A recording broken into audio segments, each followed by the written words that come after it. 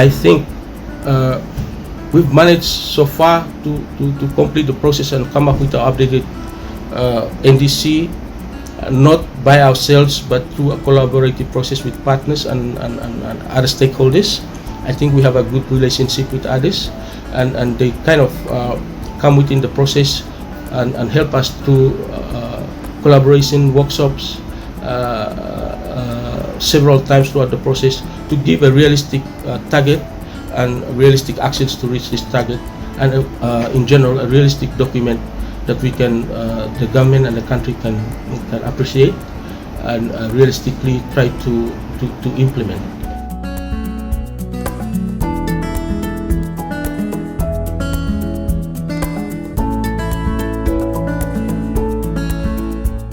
We have included targets, very clear targets on mitigation and some general targets for climate change adaptation, both of which are very vital in our work in addressing climate change nationally and globally. So what is the main difference from the INDC? Basically, the enhancement of targets within the updated one. We have enhanced the conditional target, meaning the target in which if we have greater international support financially, technically, and in capacity, the main target or the main goal for this updated one is to be net zero by 2050.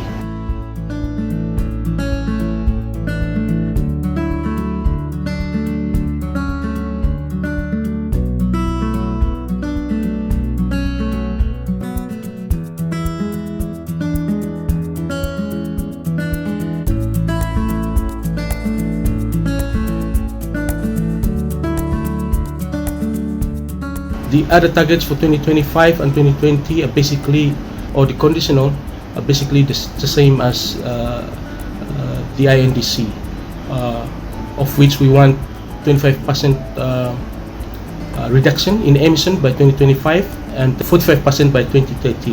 In terms of adaptation, we again focus on strategies that are in place, like the National Adaptation Plan of Action and the National Climate Change Policy. There are a set of urgent, immediate, medium to long-term adaptation goals that are set within those strategies and policies.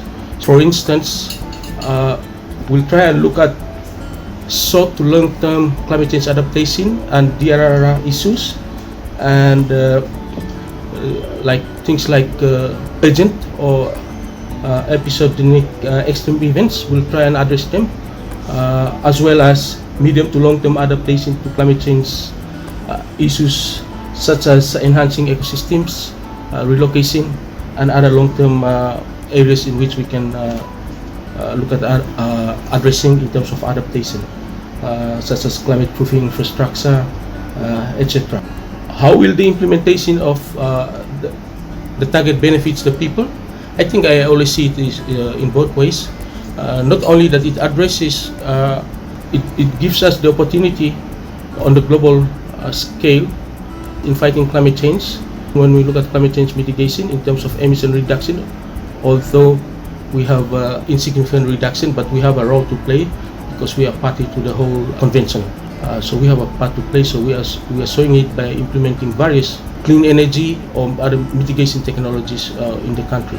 Otherwise, in adaptation, there's a greater need also in adaptation, making our people safe now and into the future by addressing their needs, like water security, food security, safety of homes, infrastructure, things like that. I think globally we are in a stage of, I will say, no waste time stage. It's time for implementation.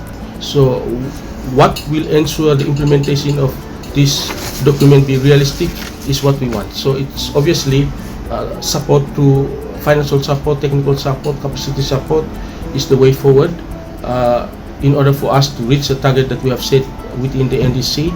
Finding partners, even private sectors or investors, to come and help us move forward by implementing what is mentioned in this particular document.